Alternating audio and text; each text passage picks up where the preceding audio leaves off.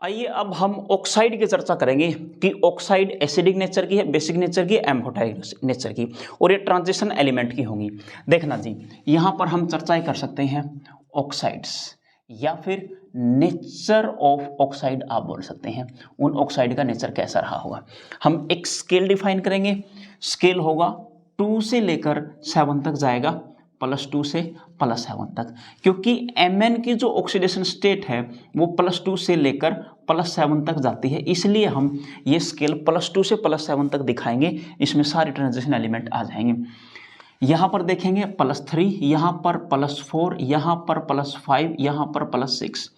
जो स्टार्टिंग वाली है वो बेसिक नेचर की ऑक्साइड रही होंगी और ये एसिडिक नेचर की ऑक्साइड रही होंगी। एसिडिक नेचर रहा होगा और ये रहा होगा जी एम्फोटेरिक नेचर रहा होगा। एम्फोटेरिक में भी +4 मोर क्या होगी, बेसिक होगी, और +5 वाली क्या रही होगी, मोर एसिडिक। मोर एसिडिक मोर बेसिक मतलब जो एम्फोटेरिक ऑक्साइड है उसमें दोनों करैक्टर होते हैं, एसिड के भी और बेस के भी। लेकिन कई ऑक्साइड ऐसी होंगी जिसमें एसिड के करैक्टर ज्यादा है या बेस के करैक्टर, तो ये amphoteric with more basic, amphoteric with more acidic character रही होंगी। जैसे हम सिंपल एग्जांपल ले सकते हैं, हमने लिया V2O5। V2O5 का कैसा नेचर रहा होगा, यहां पर देखना, इस पे -2 चार्ज होगा, 5 दूनी 10, -10 डिवाइड करेंगे 2 से, इस पे कितना आ जाएगा, +5।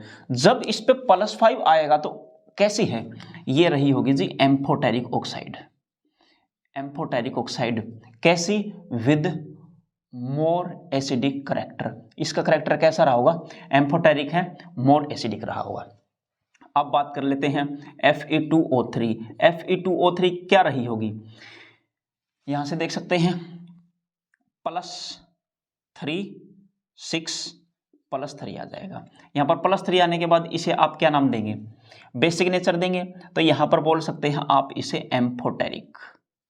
अब कहेंगे कैसी बात कर रहे हैं, amphoteric with more basic character रहा होगा। क्यों, क्योंकि Fe की जो है, Fe की +6 +7 एग्जिस्ट नहीं करती। Fe की 2 स्टेबल होती है, एक +2 और एक +3। 2 ऑक्सीडेशन स्टेट आप देखेंगे Fe की, एक तो +2 में एग्जिस्ट करता है और एक +3 में एग्जिस्ट कर सकता है। तो +2 जहां होता है उसे बोला जाता है इक, यानी कि फेरिक मैक्सिमम दिखाया जाएगा +3 में और +2 में फेरस, जैसे फेरस सल्फेट। और 3 क्लोरीन अगर लगा दूं FeCl3, फेरिक क्लोराइड, और ये क्या हो जाएगा, फेरस। इक लगेगा ज्यादा में और कम में लगेगा अस। तो यहां पर 2 और 3 एग्जिस्ट करती है, तो इसलिए हम इसको एम्फोटेरिक कैटेगरी में रखेंगे। इसे आप पर्सनली स्पेशली ध्यान रखें, ठीक है जी। अब मैं बात करूं MnO2 की। MnO2 में कितना जाएगा, +4, और +4 आते ही कैसी हो जाएगी, ये हो जाएगी फिर से एम्फोटेरिक। एम्फोटेरिक है विद मोर बेसिक करैक्टर। इसका करैक्टर क्या रहा होगा, मोर बेसिक रहा होगा। अगर मैं VuO2 की बात करूं, इस पे कितनी है, +4, इस पे +4 थी, सेम यही होगी क्या, acid amphoteric with more basic character. ये आपको ध्यान में आ गई होंगी। अब चलते हैं इसी स्केल के बेसिस पे, एक MnO लेते हैं और दूसरा Mn2O3 लेते हैं। इनमें कैसे निकालेंगे, इसमें देखेंगे, इस पे -2, इस पे +2 आते ही देखेंगे यहाँ पर +2 में क्या है, ये बेसिक करैक्टर की है, तो आप इसे बोलेंगे इसका करैक्टर कैसा रहा होगा, बेसिक। इस पे -6 +6 डिवाइड करेंगे 2 से, +3, और +3 आ गया, +3 आते ही ये भी क्या है, बेसिक नेचर की ऑक्साइड रही होगी।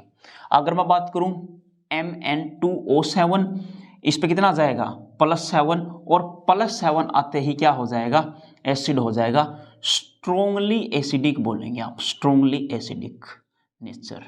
स्ट्रोंगली एसिडिक नेचर हमने क्यों बोला है, क्योंकि देखो +7 बिल्कुल लास्ट में है, मैक्सिमम यही हो सकती है, तो ये क्या रहा होगा, स्ट्रोंगली एसिडिक।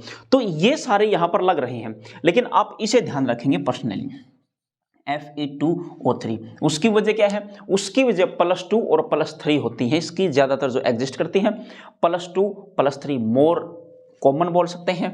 तो इनमें से अगर +3 आया तो इक लगा दूंगा, जैसे फेरिक और +2 आया तो क्या लगा दूंगा, फेरस। उसी के बेसिस पे हमने इसको क्या कंसिडर किया है, एम्फोटेरिक नेचर कंसिडर किया है।